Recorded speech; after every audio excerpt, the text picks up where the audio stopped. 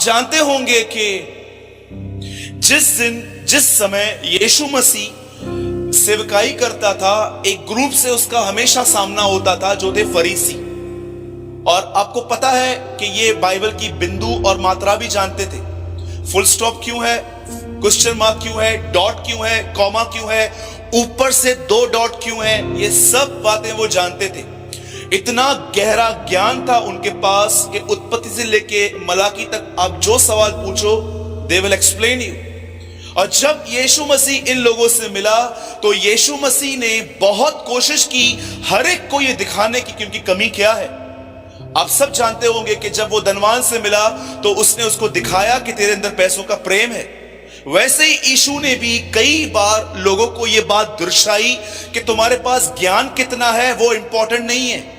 मैं आपको सच कहता हूं, मैं कभी भी किसी को फोर्स नहीं करता हूं कि बहुत ज्यादा बाइबल पढ़ो। मैं हमेशा लोगों को कहता हूं एक चैप्टर पढ़ो, उसमें से एक चीज लो, उसको मेडिटेट करो और वो वचन जो है वो देहधारी हो, ये बेस्ट है। लेकिन अब देखिए यहां पर क्या हो रहा है। जब यीशु मसीह उनसे मिला तो यीशु हमेशा उनसे कहता था कि मैं बलिदान से नहीं पर मैं दया से प्रसन्न होता हूं। अब मैं आपसे एक बात पूछता हूं, यीशु ने ऐसा क्यों कहा मैं बलिदान से नहीं मैं दया से प्रसन्न होता हूं? क्योंकि पुराना नियम पूरा बलिदानों से भरा पड़ा है। पाप किया गया, बाइबल कहती है भेड़ को चराओ। बच्चा पैदा हुआ, बाइबल कहती है मेमना चढ़ाओ। बाइबल कहती है गरीब हो तो कबूतर के 2 बच्चे चढ़ा दो। एवरी डे इजराइल के ऊपर उसका 80% पैसा ऐसे धुएं उड़ के ऊपर चला जाता था। और यीशु मसीह ऐसी प्रजा के पास आके कहता है मैं तुम्हारे बलिदानों को नहीं चाहता। जानते हो एक जगह पे क्या लिखा गया है? मैं इनके बलिदानों से उब गया हूं। लिखा है मैं उब चुका हूं। लिखा है ये वह जाति है जिसने मेरे नाक पे दम करके रखा है। आप जानते हो उनके पास ज्ञान बहुत था, लेकिन एक चीज उनके अंदर बिल्कुल नहीं थी, वो थी दया। बोलिए दया। और सब लोग, अगर आप किसी से भी पूछोगे ना दया क्या होती है, सब लोग है ना इमोशंस को दया समझते हैं। बोलो इमोशंस।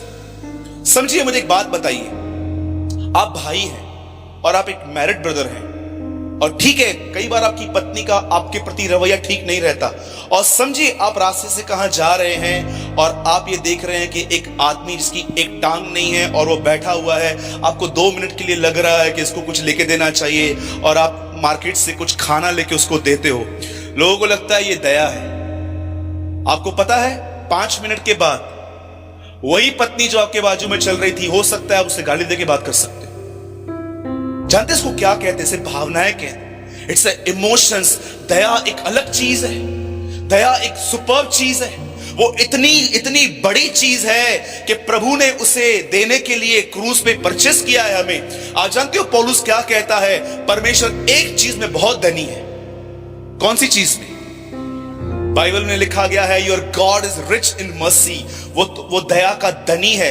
आज मैं आपको बताना चाहता हूं कि एक सच्ची दया क्या होती है और वो कैसे पाई जाती है। आप में से कितने लोग ये बात जानते हैं? जब रसूलों ने, जब उनके शागिर्दों ने, चेलों ने यीशु से आके पूछा कि उधार पाने वाले कितने हैं, यीशु ने ये नहीं कहा 30% है, 7% है। यीशु ने एक बात कही, और जानते यीशु ने क्या कहा? बहुत सारे लोग उस सकरे मार्ग में जाने की कोशिश करेंगे पर न कर सकेंगे। अब आप बताइए सवाल क्या है, जवाब क्या है? यीशु से पूछा गया कि उधार पाने वाले कितने हैं, और यीशु कहता है सकरे मार्ग से प्रवेश करो, क्योंकि बहुत हैं जो करना चाहेंगे पर कर न सकेंगे। इसका अर्थ क्या है? आप जानते हो यीशु इनडायरेक्टली क्या कह रहा था?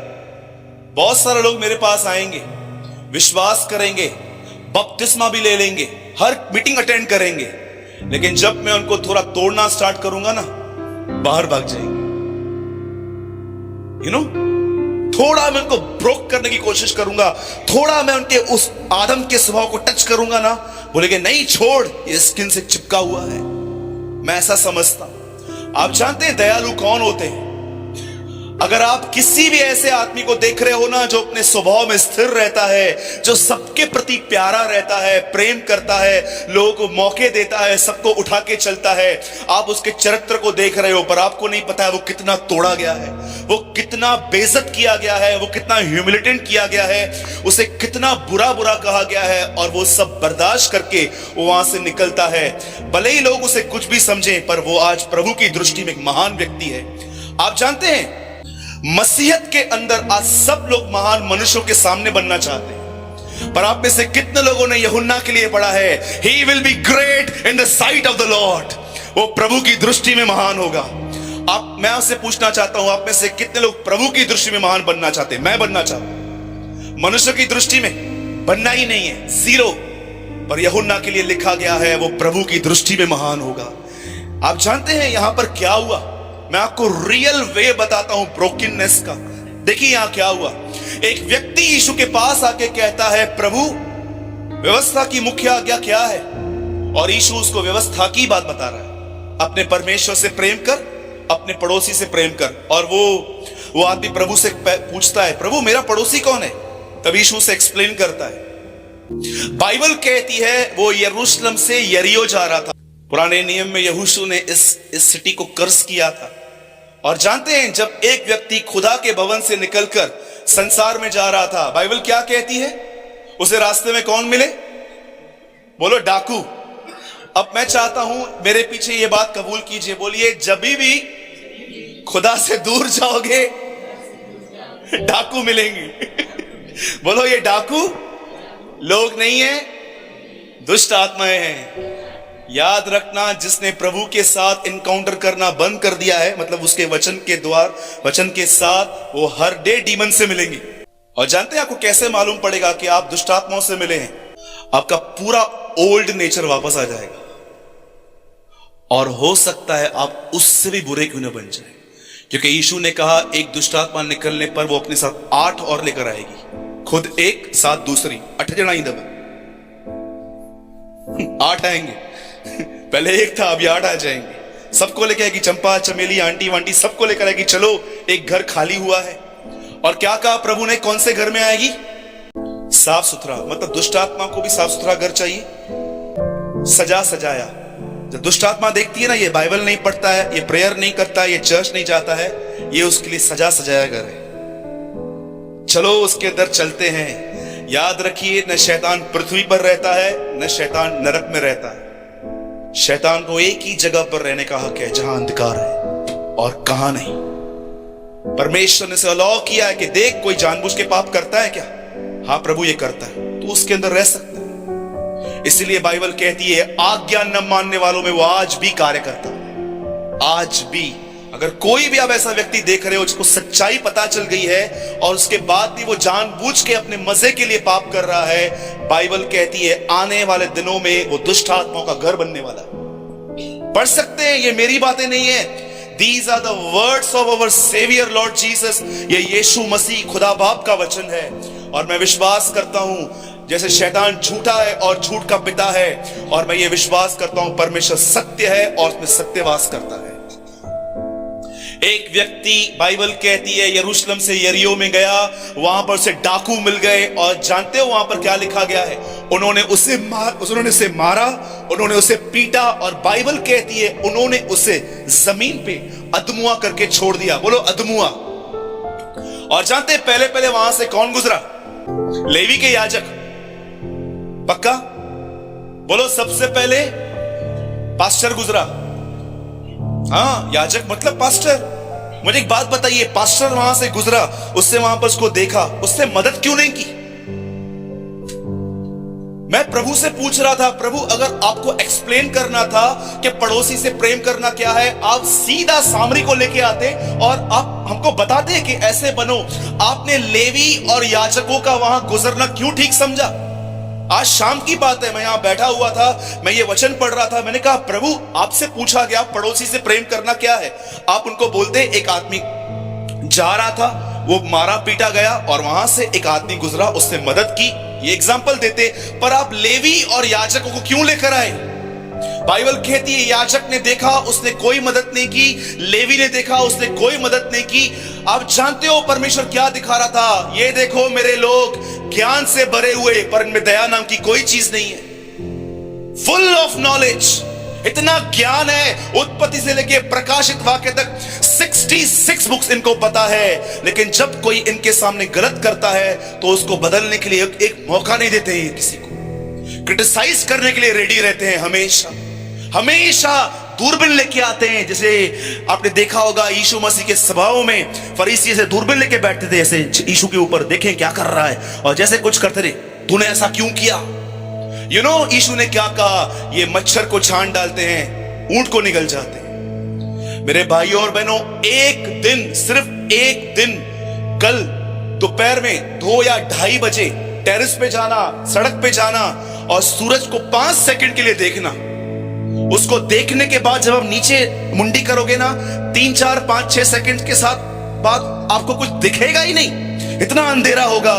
यही होता है उन लोगों के साथ जो खुदा से मुलाकात करते हैं, वो दूसरों की गलतियों के लिए अंधे हो जाते हैं, उन्हें अपने फॉल्ट्स दिखाई देते हैं। आज मसीहत भरी पड़ी है उन लोगों से जो ये कहते हैं इसकी वजह से मेरे साथ ऐसा है, इसकी वजह से ऐसा है, और इनके पाप पर कभी इनको विजय नहीं मिलती और मिल भी नहीं सकती, क्योंकि ये हमेशा अपने सर्कमस्टेंस पे ब्लेम करते हैं। आप जानते हैं उसके बाद क्या हुआ? वो सामरी जो वहां से गुजरा, उसने उसे देखा, उसने उसको उठाया, दाखरस डाला, तेल डाला, और बाइबल कहती है सराय के मालिक को दे गया और कहा इसकी मदद करना, वापस आऊंगा, जो लगेगा मैं वापस करूंगा। आप जानते हो ये कौन है?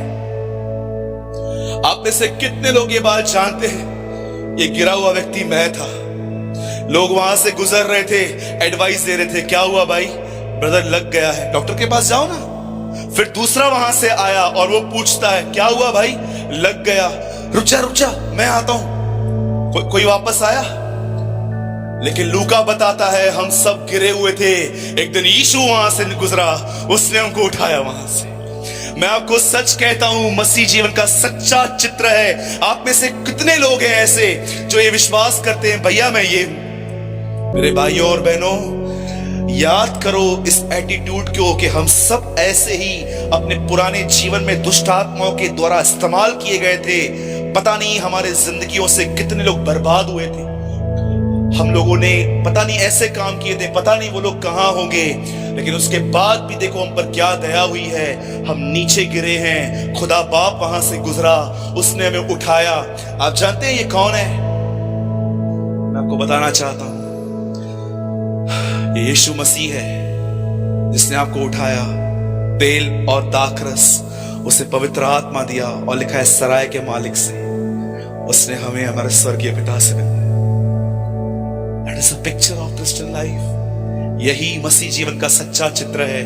मैं आपसे एक सिंपल बात कहता हूं, जितने भी लोगों को यह बात पता है ना कि खुदा ने उनके साथ क्या किया है, वे दयालु बने रहते हैं। मेरे भाइयों और बहनों, बी मर्सीफुल। कभी भी उस व्यवहार को मत भूलो जो परमेश्वर ने आपके साथ किया है, कैसे उसने आपसे प्रेम किया है, कैसे उसने आप पे दया की है, कैसे उसने आपको जीरो से उठाया है। Always be merciful. अगर आपको लग रहा है ना कि आप किसी से बुरा चलते हैं, गलत चलते हैं, अगर आपको लगता है ना कि आप किसी से रूड बात करते हो, बुरी तरह से बात करते हो, प्लीज स्टॉप, प्लीज स्टॉप। अब छोड़ दीजिए, उसकी तरफ देखिए जिसने अधिक माफी पाई है। बाइबल कहती है वो अधिक प्रेम करे। Be merciful as your father is merciful. Jesus से दयालु बनो क्योंकि तुम्हारा स्वर्गीय पिता दयालु है।